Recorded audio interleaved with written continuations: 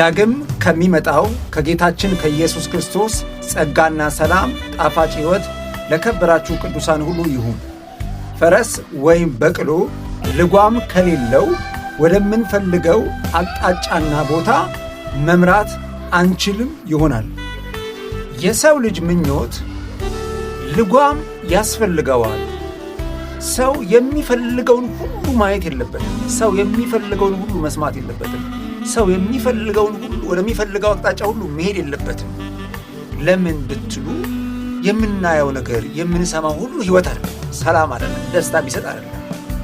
ሰላም የሚሰጠንን መለየት፣ ደስታ የሚሰጠንን መለየት፣ እረፍት የሚሰጠንን መለየት ለዚህም ያስፈልጋል። ለልባችን ልጓም ያስፈልጋል። ለዓይናችን ልጓም ያስፈልጋል። ለጆሮአችን ልጓም ያስፈልጋል። ልጓሙም የክቡር የእግዚአብሔር ቃል ነው። ለዚህ ነው እግዚአብሔር ዲዛይን ባደረገልን ሕይወት መኖር መልካም የሆነልን። እግዚአብሔር ሕይወትን አንድ ጊዜ ለእኛ ሰጥቷል። ያንን የሰጠንን ሕይወት ተጠቅመን ወደሚያስፈልገን ሕይወት ሁሉ መሄድና ማየት መስማት ያስፈልጋል።